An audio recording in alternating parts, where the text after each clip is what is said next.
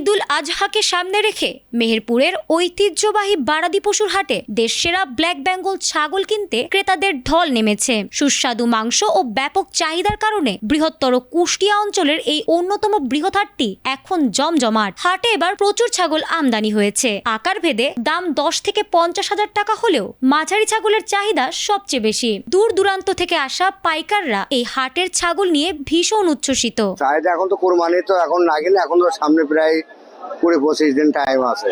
আল্লাহর রহমতে ভালো বেচা কেনা হয়। আমরা তো অনেকে বেশি, আর আমরা ওই বেশি বেশি ধারি মেয়ে ভাড়া, আমরা গ্রামের এলাকায় পুরা পোহার জন্য নেয় আর কি। ঠিক আছে, আমরা বিভিন্ন রকমের বিভিন্ন জেলায় বেশি আর কি।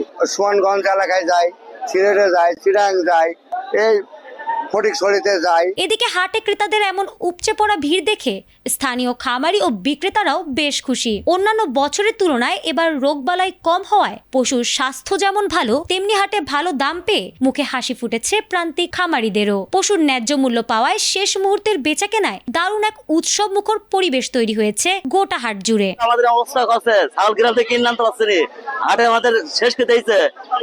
একটা ছাগলে 1,000-2,000 হারিয়ে যাইছে আমাদের ভাই। গ্রামে মনে করে বেশি দাম চাইছে, আমরা কিনতে পারছি না, কিনে আনলে লস হয়েছে। ওই 27,000 26,000 বলছে যে ছাগল ওই দামে বেচলে আমার লস হবে, খাওয়ানি দামে তো হবে না। দূর দূরান্তের পাইকারদের নিরাপত্তা ও নির্বিঘ্ন পরিবহন নিশ্চিত করতে হাট কর্তৃপক্ষ বিশেষ প্রশাসনিক ব্যবস্থা নিয়েছে। এ বিষয়ে ইজারাদার জানান, ব্যবসায়ীদের সুবিধার্থে হাসিল প্রক্রিয়া সহজ করা হয়েছে। যত ঈদ সন্নিকটে হাটের বেচা কেনা আল্লাহর রহমতে ভালো এবং আমদানিও ভালো এবং ব্যবসায়ীরা এসেছে। আমি একটি সুন্দর পরিবেশ সৃষ্টি করে দিয়েছি, ব্যবসায়ীদের সাথে আমার একটি সুন্দর সম্পর্ক সৃষ্টি হয়েছে এবং বিক্রেতাদের সাথেও আমি সুন্দর আচার আচরণের কারণে তারা প্রচুর ছাগল আমদানি করেছে।